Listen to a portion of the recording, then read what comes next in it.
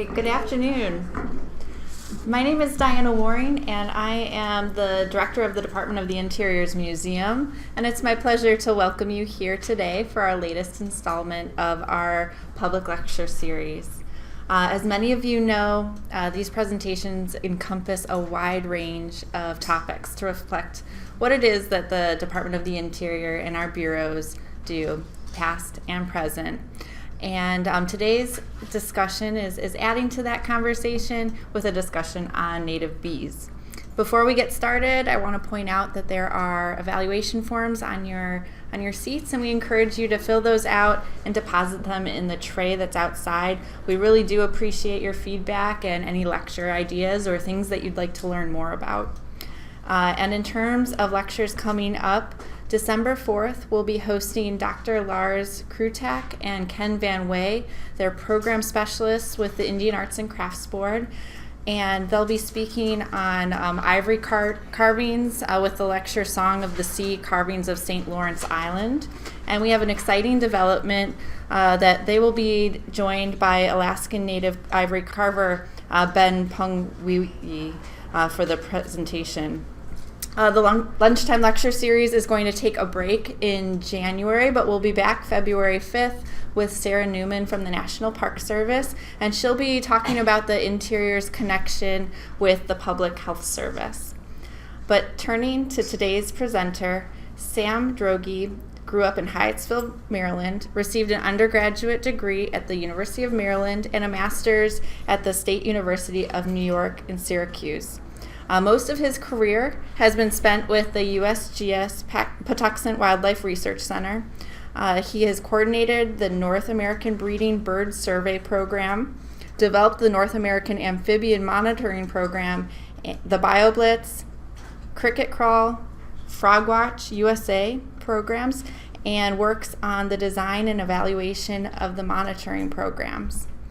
Currently, his team is running an inventory and monitoring program for native bees, developing tools and techniques manuals along with online identification guides for North American bees at www.discoverlife.org, reviving the North American Bird Phenology program, and producing public domain high-resolution photographs of bees, insects, and flowers. So please join me in welcoming Sam Droege. I just want to point out, before we get into a lot of details, that this particular picture is Bombus griseoculus. I think it's called the brown-belted bee by people who are giving now bees common names. But the basic idea here, it's very common, but the interesting thing about this one is that it was collected on the south lawn. So I don't have time to tell you that whole story. It's very weird and intriguing, but that's the theme here. I'm going to give you introductions to lots of little things about wild bees, and I'm hoping that it stimulates desire to follow up on, and follow through with me. So my email address will be available at the end, and I'm glad to send you more links than you could consume in an hour and answer questions. So I just want to point out that I just got back from the San Diego Natural History Museum, where our pictures were part of a display. It goes all around one of their floors there. And the pictures you'll see in the slideshow are part of a collection of 4,500 plus catalog that we maintain now on Flickr, and they can all be downloaded at this high resolution. We have another specialized set of techniques that I don't have time also to talk about in detail, but can send you links on how they're put together. The main point is that they're very high resolution, will blow up into almost whatever size you want, the size of the wall. They can be used and are used by many, many people. They're completely public domain. And if any of your agencies or groups are interested in a photograph of something, and it could be anything from minerals to things that are in water, but basically has to be pretty tiny, we'd be glad to take that for you using our techniques, and then you'll have something that is display worthy. I mean, we really focus, mostly because I would not do it if it wasn't fun and beautiful, on making something that's worth looking at, because I have to look at them all. So that was there. We just gave a lecture at the same point. Now, getting into the bee stuff, so the difficulty here is how little we know about the wild bees. So their counterpart are all these different kinds of wildflowers, and we're going to concentrate on relationship to the native wildflowers of our region. This would go anywhere in the world. There's a set of bees that are matching the flowers. I just want you to note the architecture, which you already know to some extent, and the differences in sizes and shapes of these flowers, and to begin thinking about the fact that those flowers develop in relationship and because of a relationship with specific groups of native bees. So all this color, form, time of year, time of day, the pollen, the chemicals involved, all of that is because of this relationship with bees. Another huge topic that I have no time to really get into any kind of detail, but super fascinating. Lots of almost chemical warfare going on here.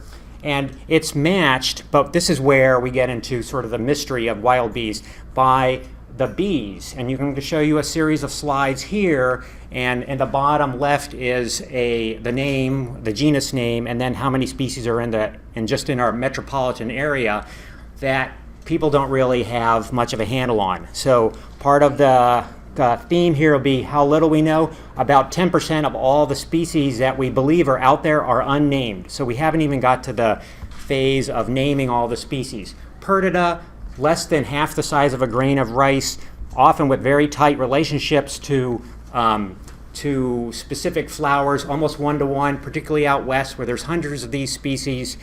We call them bee dust because they're so small. So again, you're going to pass over that kind of thing. Coleoxys is a part of a group of parasitic bees. They invade the nests of other bee species. They have that slot at the back, which they pierce the wall of the nest, lay an egg in there, and then you have kind of this like bad Goldilocks moment where the invading bee, wakens up and then kills. This doesn't happen in Goldilocks, by the way, but it kills the host bee and then eats all the stores. So, kind of left-handed way, a Goldilocks moment for bees. That's common. About 20% are parasitic on other species. Here's an example of a Eucera. Look at the tongue on this thing, how long that is. Then you have to ask, why is it so long? And you'll see other pictures where they're short, lengthened, lots of hairs on the end, not lots of hairs, bifurcated. Each of those is matching some design element that you saw to some extent back in the flower parts. And think about all the different kinds of wildflowers. Every flower is there because they have an insect, almost always bees, that it's trying to both attract and allow it to gather resources for the bees' needs, and then get a transmission of pollen from flower to flower at the same time. And so you'll see what I think is an equal diversity in bee shapes, and I also think, by the way, in beauty in bee shapes, in the bee populations. And these are the kinds of things that I think just now we're beginning to understand and also visually appreciate. So this is our most popular slide.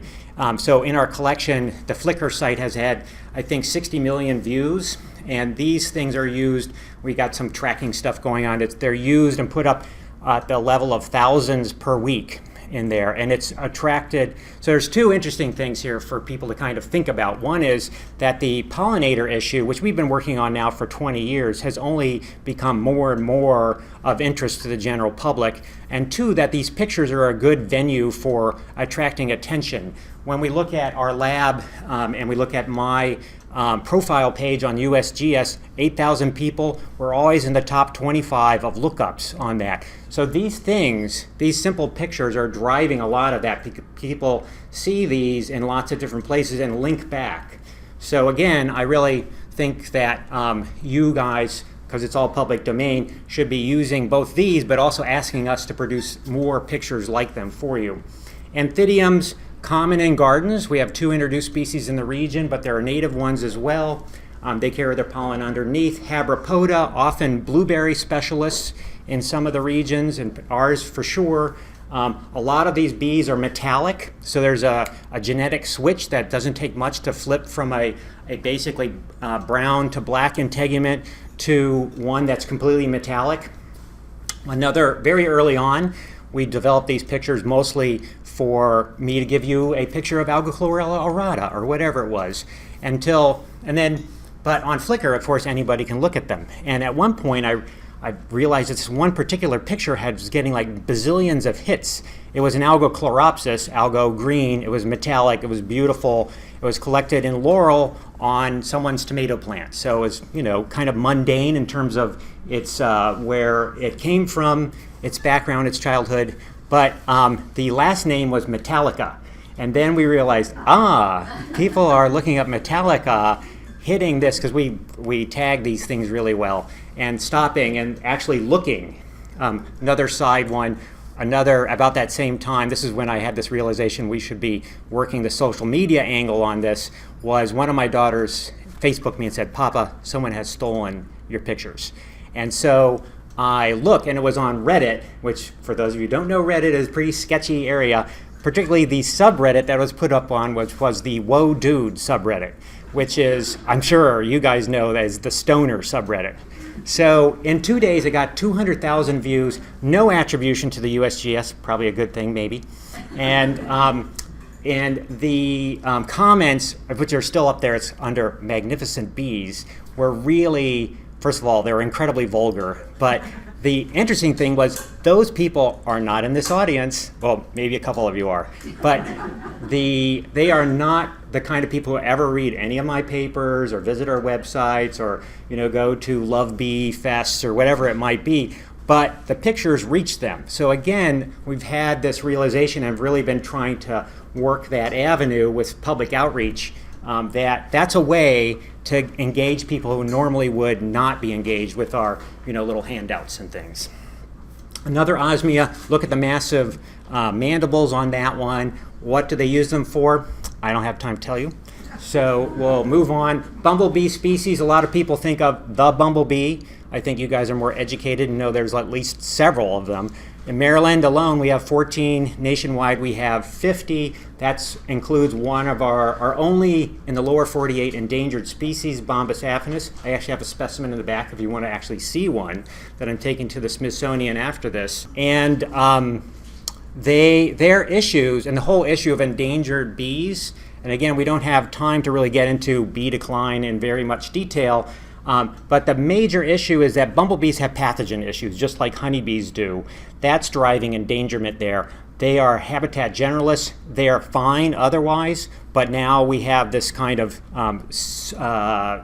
systematic problem of bumblebees being infected with European pathogens. It's a story told in lots of different ways. And note, honeybee pathogen pest issues, of which there are many, do not translate to our wild bees because of how different honeybees are. The rest of the species issues, just to sort of mention this, in terms of decline, it's all habitat. It's all actually essentially loss of floral components of different kinds, depending on the specialized bee, and just straight ahead, build a building, that's no longer habitat for anything. Trioculus, this is one of my favorites just because how badass that bee looks to me and keeps me going in terms of doing these kinds of pictures. It's another nest parasite, as you can kind of tell from looking into its eyes. The Calides creates a cellophane layer, often nests in areas near wetlands that protect the nest cell from moisture, and when the ground gets saturated, the average bee is ground nesting and stays in that nest for almost the entire year, an entire year cycle before coming out again. So most of their lives are underground. When they're flying, even honeybees, they basically have, on average, a 5-week or less window before they wear out from either predation, but more often than not, just the wear and tear on their wings of striking the ground in flowers and other vegetation. Melisodes, Asteraceae specialist, that gigantic rear leg, unlike honeybees and bumblebees, is not bare, and they don't mix pollen and nectar together like honeybees do. They carry their pollen dry back to the nest, ingesting nectar, which they do mix later in a crop inside their bodies. Everything is very different because they're insects. 550 million years ago, we split lines. They have completely different systems We give them English names, but it's not really appropriate to think of them as something analogous to our vertebrate kinds of physiology. Here you can see species totals for various categories. Just to point out, most of the species diversity is out west, okay? Deserts, ranges, splitting those deserts, highly specialized, 50% or more of the bees are looking at one genus or lower of plants, and if those plants are not there, those bees are not there. So it's a really intensely biodiverse system. It's a hotspot around the world. In the east, we still have almost 800 species, Maryland 450, probably got another 50 more to discover. Why? Because we don't have people looking for them. The UK, in contrast, has only 250 species, of which they know every single one because it is the UK and they're fanatic biology people. And in contrast, PG County has 260 species. So one county has more than the entire mini island state of Great Britain. And I just want to point out that PG County has the most bees of any county in Maryland, essentially because I live and work in PG County. And I always have a net with me. So I just want to bring this back. It's designed to be a general talk, but I do want to point out the importance of federal lands, particularly interior, but also Department of Defense lands. And the reason for this is that, I'll say this several times, the conservation issues of native bees are the conservation issues of rare plant communities and the loss of floral diversity through a long list of factors that many of you can name that differ from place to place. But on our federal national parks, Forest Service lands, and so forth, that's where a lot of this diversity still is, similarly in state parks and other things. But if we look at these lands, and we've done surveys in almost all these different groups ourselves because we're one of the few groups that can identify the bees, what we see is that that's where a lot of the rarity is. And so just as an example, this line here of defense installations running from, what's the one across the river in Virginia, Fort Hunt? No, I don't know. AP Hill, yeah. They're always there. They always cite these places in like the crappiest of landscapes, not good for farming. Then usually deep sand. Deep sand is one of the few, maybe the only habitat type that actually bees use and are endemic to versus I just like that plant and so I'm going to be wherever that plant is. There are a lot of bees that need to nest in deep sand. These DoD sites and a few refuges, the North Carolina, what's the one in the Sandhills National Wildlife Refuge, have again a long string of super rare bees because they're in the sandhills, they're keeping it in longleaf pine, they're disturbing it, which is the great thing about a lot of these DoD sites because the active ranges allow fire and other things to work through the systems. And I'm going to stop because I'll never finish this lecture if I keep going down these rabbit holes. But let me say it's easy to catch bees. We have a lot of different techniques, but basically you can put out traps that are colored bowls or other kinds of traps that are flower colors. You have a trapping fluid. It can be something as simple as soapy water. And then you simply strain out the specimens. So it's great for volunteers. It's great for busy biologists. So for example, this one is filled with propylene glycol and needs to be only tended once a week. We've done a lot of this kind of work. We know it works well. The issue is identifying what you catch. There's 4,000 species. The males look different from the females. Undescribed species, a lot of lookalikes and a lot of sort of not great information. That's where we are running into problems. So we have lots of materials and manuals and whatnot that we've worked up, but we still are in a identification crunch. I could talk about that later if you were interested in the details. Just a couple of vignettes. So there's Patuxent Wildlife Research Center, and there's DC, two incredibly different habitats. Patuxent still retains, because we've measured this from long ago, a lot of our biodiversity is still somewhere on Patuxent. And indeed, we have a lot of bee species in there. But DC, which has mostly been altered severely, with a few pockets of basically woodlands, and a lot of the habitat would seem to be absent. Well, the species total, just based on our collecting, And again, there's lots of nuance into how much collecting and so forth. But we're seeing, in terms of the numbers that have been captured in DC, 169 species versus 192 at Patuxent. If we run some mathematical corrections, you see that they actually even out to something even closer together. So that shows that within an urbanized environment, highly urbanized environment of Washington, D.C., you have still a lot of species richness remaining. Remember, bees are tiny and they need flowers. They're very Catholic. The mall with the National Botanic Garden and the Smithsonian Natural History Gardens with native plants, a lot of those specialist bees show up there because they're great at dispersing and finding. This is a message also for your yards, which we'll circle back on. So within that list are differences to talk about. So within DC, many more invasive species. So we have a list, again, no time for details, of species that have come into the country from other places for a variety of reasons. Some appear to be problematic, competitors with our natives. Others seem to be like, well, they're only hanging out on weedy species that are from other countries, so maybe not so much. We do have a kudzu specialist, though, which is kind of interesting and could be problematic. And then at Patuxent, we have a bunch of these really rare things that we think are of conservation concern because we've only seen, or the records show that they've only been seen a few times even. So each of those have as equal an interesting life history as, say, what you know about honeybees. And we could be here for weeks if we talked about that. Another just example, Sidwell Friends School. They're surrounded by Georgetown, all housing, basically no parkland nearby. The school itself is basically building on top of itself to try and get as much square footage of buildings in there as possible. Tiny little weedy areas around the edges, but I know the 5th grade teachers, and they had for a series of years put out those little bowl traps, 82 species just right there. So some may be nesting there, others passing through, but it just documents that even there, right in a intensely altered environment, many native species still exist. There were a bunch of non-natives, but there were also many of these, and some new records for DC too.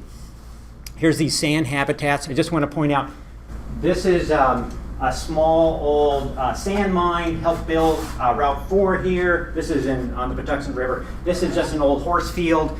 In that area, we have found a whole bunch of super rare bees. Just as an example, 2 bees were collected that we tentatively identified as a certain kind of bee based on the keys, but we sent them off. It turns out they were new species. They had never been described before, and the person who was putting together a revision of Epeolus, and so had access to thousands of other specimens, that were the only 2. So this is the only known location for Epeolus andrii. That was named after his dad, I think. And so is that really the only place? No, the answer is no, of course not. They're around. We're not finding them. This is, again, part of the story. There's just not that many people looking for these bees. And so as we look more, we'll find more and more of these kinds of stories, including, as we found several just in our work here in the region, new species that need to be described, not just like new records for the state. So I'm just pointing out how poorly we understand the wild bee populations compared to, say, to birds. You don't find, oh, Jug Bay got a new bird species. That's not a story. So anyway, it's kind of exciting too. I don't have to go to Madagascar. But if you want to send me to Madagascar, there's a lot to find there. Baltimore, the shipping container port there, we were interested to see what was around there in terms of invasive species, almost all concrete. The last place you might look for bee species. We also looked in the middle of August, which is the time of year when all bees dip because floral resources are super low. But it's a great place to bring in invasive species in all those shipping containers because it's surrounded by every European and Asian weed you might imagine on all these old weird port facilities and railroad yards and things like that. And indeed, we found 49 species with just a quick day and a half of work there, and 11 are not native. So that's a high total in relationship to the others. But the rest were all native species. So again, we're seeing that we're not talking about some of these species being very delicate. It's just a loss of flower resources that creates a lowering in the number of overall numbers of bees. Couple important, not really acknowledged a lot, habitats. Wetlands have lots of flowering plants in them. We don't think of them as important bee habitat. A lot of specialists, like there's Pontedarius, pickerel weed specialists in there. And I see people from the park down in Anacostia. They got a bunch of those different specimens in there. And then forest bees, also full of endemics. If you think about the region as a whole, what you have is a system that was mostly forested for most of its tenure here. We've now changed it so it's mostly open with forest remnants, but a lot of bee action is going on in these forested environments. In the acidic ones, it's all about ericaceous shrubs, and in the more sweeter ones, it's all about the vernal plants that are coming in during the spring. Everything from the shrub layer down. Lots and lots of one-to-one action there that I don't have time to talk about. To mention this is important. So you've got honeybees and you've got wild bees. We know culturally so much more about honeybees that we really need to look at how honeybees are as a model. So if we look at agriculture, honeybees are required in certain agricultural systems, primarily almonds. East of the Mississippi, you have a mix really of honeybee and native bees who are doing the pollination. In a lot of those systems, you actually don't need to have the honeybees in there. So the criticality is in industrial agriculture where pollinators are lacking. Central Valley of New York is a good example of that, not of New York, Central Valley of California, that slip of the tongue. And then when we look at our wild systems, our wild lands, i.e. DOI lands and other kinds of places where we have native environments, we do not actually want to have honeybees in there because the native bees are going to do all the pollinating, i.e. they've been doing that for 200 million years in the area. It's not something that needs to be augmented in terms of honeybee populations. And I can send you a long list of abstracts and links to this, but right now we've become more and more concerned about competition between honeybees and native bees. One hive, a good hive of honeybees, is pumping out 250,000 bees in 1 year. Those are all grabbing resource, pollen and nectar, and actually at a much higher rate than our native bees because they're so clever. So honeybees are so radically different from the rest that everything you know about honeybees, none of that occurs. So we can go through honey stings or barb stings or allergic reactions, and that all doesn't exist. One of the factors here is that they store food. That's why they're super competitors, and that's why they make it through the winter as a unit. Queens, at least in the old days, could live up to 7 to 8 years. That never happens. All the native bees recycle in lots of different kinds of ways on a year-to-year basis. But that honey allows them to maintain large populations that move into resource areas. So it's complicated. I can send you the links and the papers, but I think it's important for me, which I don't do when I talk to bee clubs and most gardening clubs, is to emphasize to land manager and land management groups that we really are ecologically, we don't want to have honeybees on our landscapes, because they're super competitors. So within the wild bee groups, we have 2 categories very broadly defined because it's a slider. So we have bees that are generalists. So like honeybees, they use a series of different kind of pollen and nectar sources throughout the entire year because they are out for the entire year. So they have to gather that pollen and nectar from a lot of different plants. So they have to be tolerant, and they usually mix their pollens because of the weird chemical soup that any particular one flower type has that is promoting its favorite bees and repelling in lots of ways its non-favorite bees. So the generalists are successful, and they build up to very high numbers, and they're low conservation value. These would be, the analogs would be crows and sparrows. So they do well in a lot of these environments. When we go to Baltimore or we go to DC, these are the kinds of things that we see there. These are the things coming to essentially bird feeder flower habitats. And then the other group, they're often very pretty too. They're not bad. It's just that that's not a thing that we concentrate on when we think about the conservation of native bees. We think about these bees that are at much lower population levels, what are their issues, and it turns out most of that group are highly specialized. In other words, if you don't have cactus, you don't have cactus bees. If you don't have willow, you don't have willow bees. And some of them are like on Grassa parnassus. So that's a super uncommon plant now. At some point, it apparently wasn't. And so we look at these as the issues in terms of conservation. That links back to management of landscapes, habitats, control of deer, control of invasives as the avenue to saving the bees. It also means restoration, planting, and those kinds of things as additional avenues to saving the bees, because it's all mediated, almost all mediated through floral resources. As an aside, another entire topic, pesticides. Pesticides are impacting these generalist bees largely because things that are being used within pesticide environments are highly industrialized or highly altered landscapes to begin with. So it's not of no concern because our food security depends on that. And if honeybees dial out, we're going to be more and more concerned about what's going along around in ag lands. But the intersection with pesticides and wild bees is mostly with these very common species. So it's a different kind of crisis. It's more refined than you might think. But it's all about pollen. So it's so again, I think I made that point already. I just start talking and it just goes on and on. So diversity, again, to reiterate a point, diversity of native plants is what's going to be the answer to a lot of the conservation issues for native bee species. A lot of those details are still being determined. Here, for example, is a listing. We've now expanded this to basically all the east, where we look at what are the groups of plants that have specialized bees, what are those specialized bees as far as we know. We know we're missing a lot of the details here because we just don't know that much about bees, but it's a starting place, and you'll see things like vaccinium and helianthus, so sunflowers and blueberries. Most of the plants that have specialist bees are things that are not uncommon.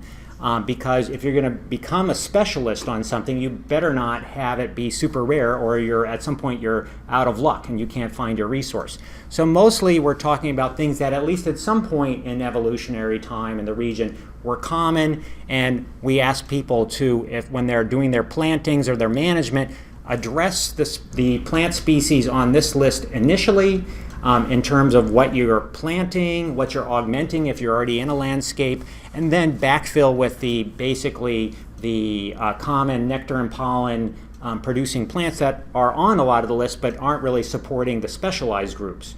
So the generalist bees, they're on a lot of the specialist plants too, so it's not something that we worry about as much.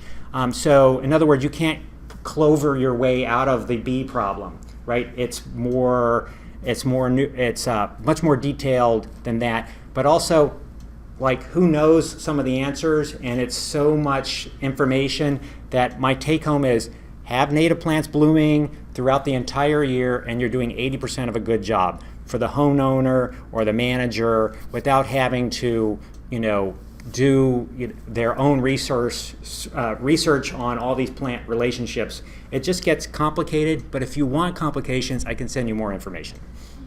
Here's a cocktail kind of fact. How many bees does it take to, how many flowers does it take to create the pollen, have the pollen and nectar for one baby bee? It's about 5. So the answer there has, large brackets, flower sizes vary, etc. But the point here is that it doesn't take much, right? They're bees that are not generating their own heat, they're exothermic, so it really doesn't take much resource for them to create the pollen and nectar needed for an entire new young bee to come out. They're not feeding throughout the year like we do, and most of the bees are incredibly tiny. So just 5 flowers produces a lot. So that also means that if you have just one clump of perennials or particularly one blooming shrub, you're actually supporting many, many bees. When we look at the number of bees produced in an acre,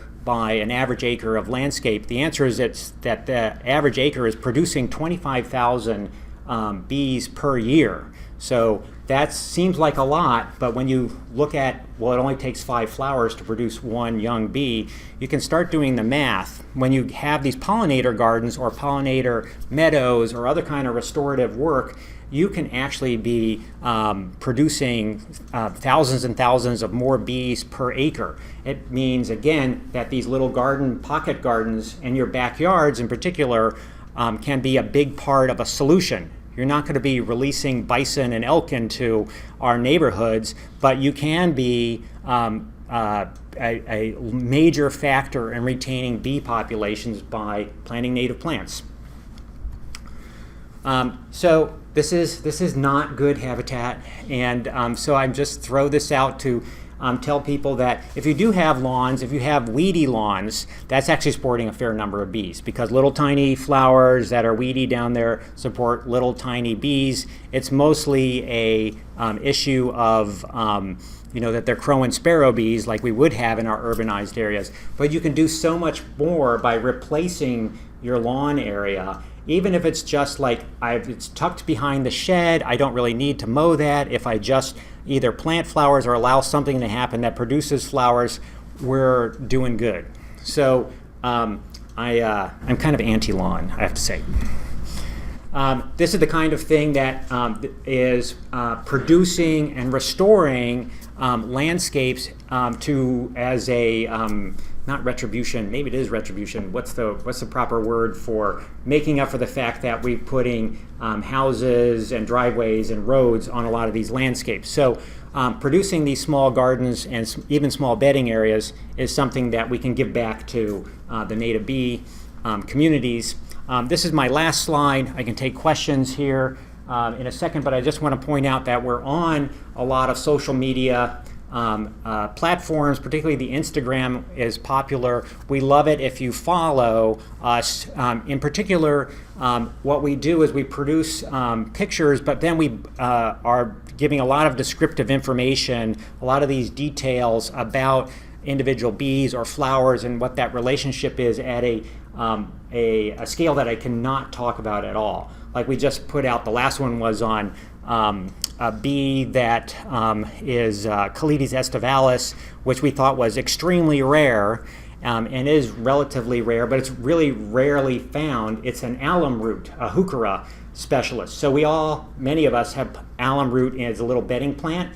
It turns out they turn their noses up at that because it's a hybrid swarm most of the time. So they're looking for Heuchera americana or a couple of the other completely straight natives. And once you plant that, and there's several examples regionally where people have planted the native plant, then this bee that no one had seen for decades shows up because you both planted the proper form of the plant and someone actually looked up that particular bee species. So I'm told I'm just going to go straight into questions. So if there's any questions or you need to scoot, that's fine too. Wendy, good to see you here. Thank you. If you take a picture of a bird, you can send it off, someone can identify it. But what detail do you need to identify a bee? You need to know the flower and the bee. What features are you looking at what scale to actually identify? Yeah, so sometimes the flower is helpful, but mostly you need a really good picture of the bee. And the problem is that some of the pictures I've shown have shown you the gross diversity, but then like those Perdita, there's a whole series of Perdita and they all kind of look the same, and there's all this individual variation, and that's what drives us crazy, because we don't often, even when we have a dead one on a pin under a microscope, feel firm about the identification. So a lot of times we can tell you, that was a Lasioglossum or that was a Perdita, but we can't give you a species. It varies.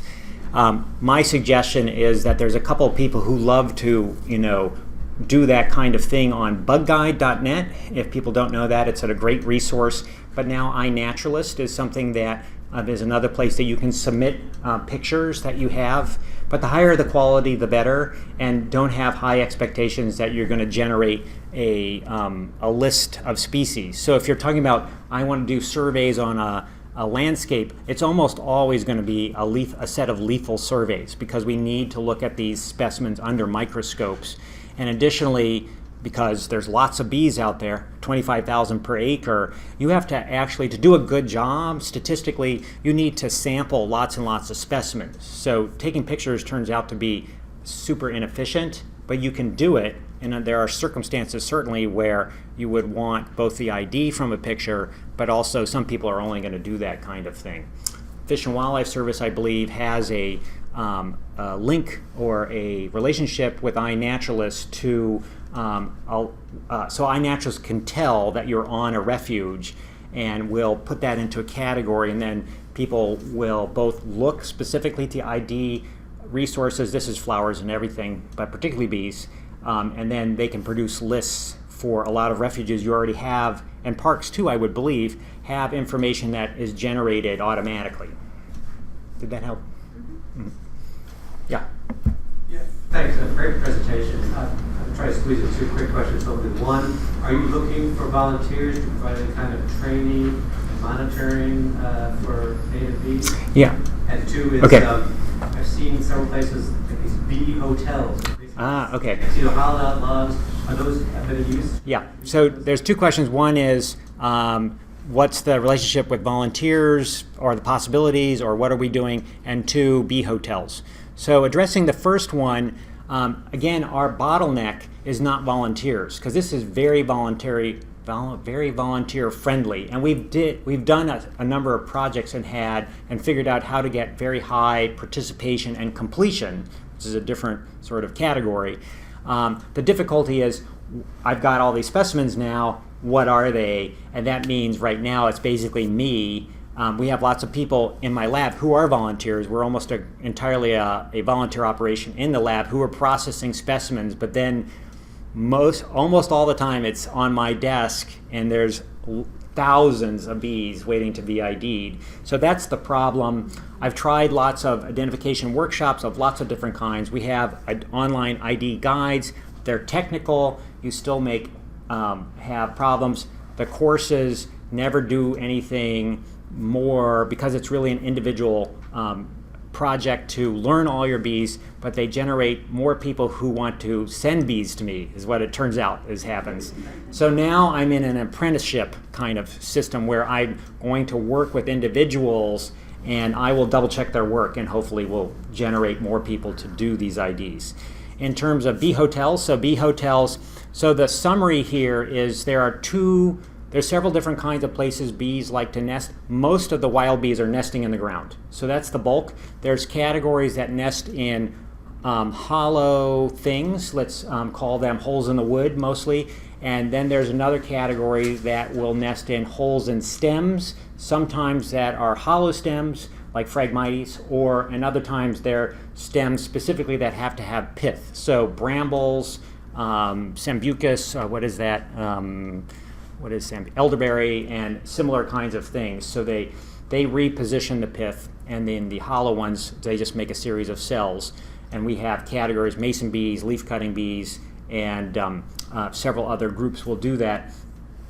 So with that understanding, you can manipulate all kinds of just look up Google image bee hotels, and you'll see all kinds of designs. They all essentially work.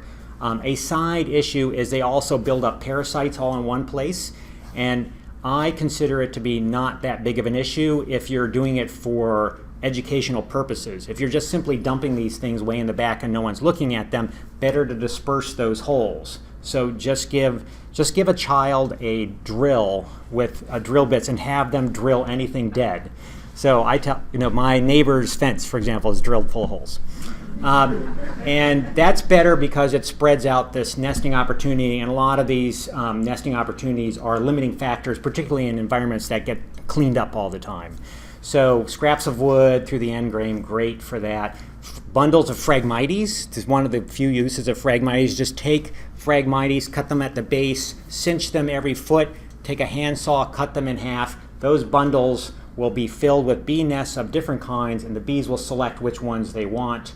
But backing up, I don't worry about the bee hotel thing, because there are so many bees that you guys cannot impact the trajectory, but you can impact how people perceive wild bees, and having them in a place that can be viewed and watched, and you can see the interactions, even if it's, chrysidid wasps invading and, usurping nests, is really a good thing. So I see it as largely positive and kind of fun. It's like bird feeding.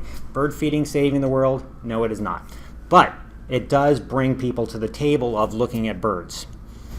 Bird feeding is actually pretty negative, in my opinion. Yeah. Yep. Where do the bees go in the winter? So the question was, where do the bees go in the winter? And in almost all cases, they're in some kind of nest or underground. So the average life cycle is something along the lines of a female bee creates a series of cells that are filled with pollen and nectar and walled off, and then she walks away. And that might be underground or it might be in a stem. And that baby bee then hatches out of the egg, unless there's a parasitic bee in there which eats it, but the same cycle continues, and they consume all the pollen and nectar right away because it's basically going to mold up if they don't, and they grow to, if it's in the spring, they'll go to an adult size, and they sit, if it's in the fall, they go to the last instar of the larval stage, and they sit, and then the following year, at whatever the appropriate time of year is for their resource that is blooming to is blooming, they emerge, and then because they have no relationship with any other bees, they also don't know where the resources are. That's why they're good dispersers, right? So they're flying out and just transecting, because they don't have an app. It's like, where are all the good plants? Not in the middle of DC, don't go there. So they are moving across the National Mall and all these places. A side story. So we're interested in that, and I have a lot of high school students who need projects. So I actually gave this to my niece who needed a project, which seems cruel now. But we went to Redskins Stadium, which has the largest parking lot in the area, mile by half a mile roughly on the sides, absolutely all pavement. It's all just a big asphalt shield. Nothing's nesting in there. And I had her, I of course was sitting under an umbrella on the side, in July put out these traps in just huge transects throughout the entire parking lot. My preconceived notion is we'll get a lot of bees at the edge. In the middle, there'll be nothing. And I'll get an idea of like how far these bees are moving. And it was random. Like there were bees right in the middle of that parking lot. And colleagues have done this in 5 miles out in a salt pan in the west. Bees are still showing up. We work on Poplar Island here in the Chesapeake, 2 miles from the nearest landform, and basically the founding little leftover island had hardly anything left of it, so there didn't have any real bees to recover the population. We have nearly 100 species documented now on that island. So everything is, so their ability to find these locations is really great. Then wintering. So yes, they're all doing that. The exception kind of is that like queen bumblebees, which are only truly colonial species, they overwinter as queens. They're inseminated in the fall. The colony produces them. They gather some pollen and nectar to build up a fat store, and they just crawl a little bit underground and then sit there until the following spring. Yeah. Is there an alternative to putting up bird feeders? A preferable alternative? Yes, it turns out it's called doing a pollinator garden, because the cycle is plants and bees have worked out all this together, but the plants then produce seeds and cover. So these pollinator gardens. So my yard is completely like an acre of all kinds of native plants and that have different attributes for the different bees that I'm studying. I go on about that, but it's full of birds. So I have white-throated sparrows and juncos and things, and they're just consuming all this, the product of the flower-bee relationship. So I'll give you my thing about bird feeders as bird feeders. So basically, okay, you have living in a house, so the house is taken out a bunch of native habitat, and then you like bring in a bulldozer and you scrape out the rest of the native habitat and you put in a lawn, and then you put a post up and have a bird feeder on there, and then you fill that bird feeder with seed that was grown on prairie or other marginal land out west that had lark buntings and lark sparrows and western meadowlarks, and now has nothing. So do you feel guilty now about your bird feeders? This is not you asked, so this is not a message that because I've looked like Debbie Downer on these kinds of things, but I don't see it as a positive. I like looking at bird feeders because birds come in and they're right there. It's the same thing with insect hotels, but insect hotels are much more of a benign, I think, in terms of their outcomes, and bird feeders, I think, have consequences. But a lot of it is that you're trying to bring birds back to an area that would have them naturally. If you changed your landscaping to be producing more seed, which benefits the pollinators. Doug Ptolemy's work up in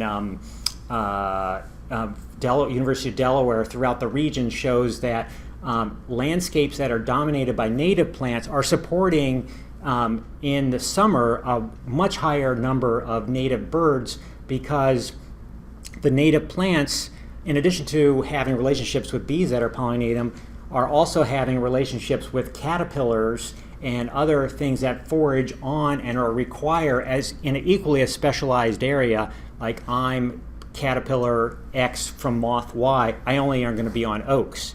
So that's bird food in the summer that's required in terms of protein to manufacture baby birds. You put in a landscape and you fill it with Leland cypress and weird hydrangeas and all these other kinds of things, there's no longer a link to the biodiversity of the region that had built up. So it has maybe a couple pest species like bagworms or something, but it's not supporting the bird community. So the very easy message is native plants should be the dominant, I would like to see the be as a dominant member of almost anyone's gardening area, and lawn minimized, and then you're benefiting like so many things. We go down the list and we're looking at things like tree hoppers and aphids and pseudoscorpions and things that we really don't have a relationship with, but they're on and have very tight relationships with sets of native plants that, just like what I was talking about with bees, if you don't have those plants planted, you're losing an entire, long list of other species that could be there, but instead you put tea roses in and spray them for black spot, So that's my message. So good job. You just trigger me, and I can really, nothing negative there. Would you say, or is there an invasive plant species that might be particularly good for native bees? A particular plant? Or has it been found that invasive plants could be beneficial? Oh, you mean, right. So it depends. So there's a literature on basically that the literature is like invasive plants not so bad. And it depends on your measure. So a lot of times their measure might be like, for example, yellow sweet clover is a dynamite plant for bees, honeybees in particular. But if you look at what's going on, and whenever I'm out collecting, if I see a patch of yellow sweet clover, I'm on it and I'm collecting.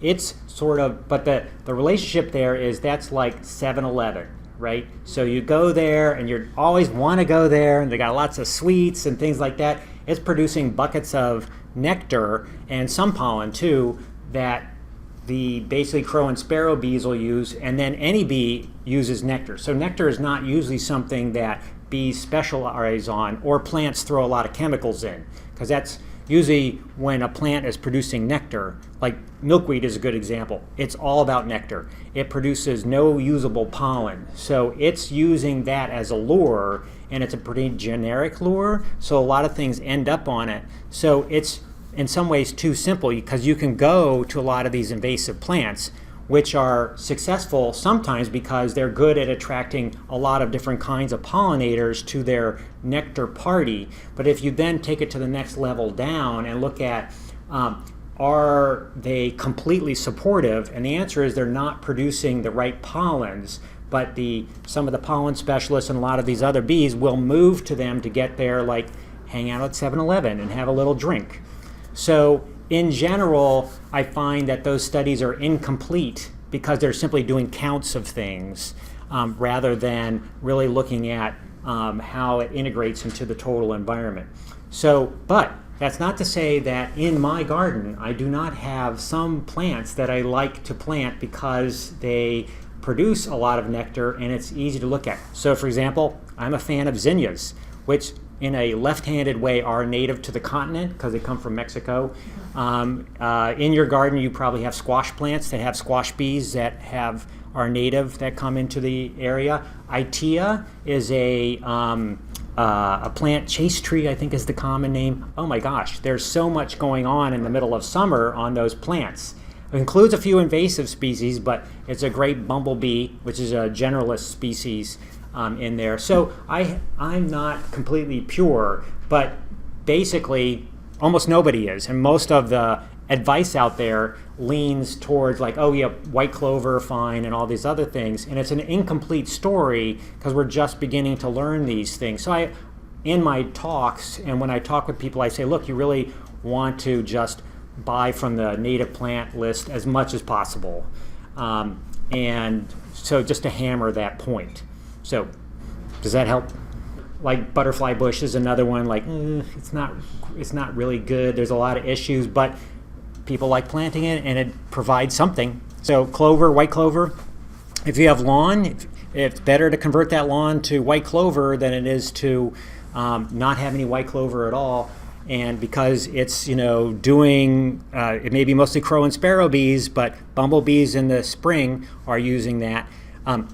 So let me just use that as a jumping off point about bumblebees. So bumblebees have these issues, and so now we're seeing a desire to cultivate bumblebee communities. And the key point for bumblebees is the queen has been underground all winter. Sometimes she starves to death because she didn't have enough food. But then when she arises, sometimes a little too early because of too warm a day, they need to tank up, right? So there has to be some kind of flowers that they find usable. A lot of that used to be in the woodlands, but those are not as common. So basically, in a lot of our more anthropogenic habitats, it's weedy mints. So like purple dead nettle, gill over the ground, which I hate in my garden because they're just horrible to take out. But in my remnant lawns, so again, I'm not completely pure, I will just not mow those patches, and they're covered with queens. I mean, not covered, but there's a lot of that action. So we try to plant some additional plants there, but so it's never 100% one way or another, but again, the message is about that. And then mints and a variety of other leguminous blooming plants are bumblebee groups. Thistle is another one of my super favorites. Not the bull thistle or Canada thistle, which are super weedy, not natives, but the native thistles are really a late summer dark-winged bumblebee party, and several specialist bees that only go to thistles. That first shot of the osmia and the thistle, that was a specialist. It only comes in on thistles. Okay. Well, you have my contact information, and feel free to email me or talk to me afterwards. Thanks. Thank you.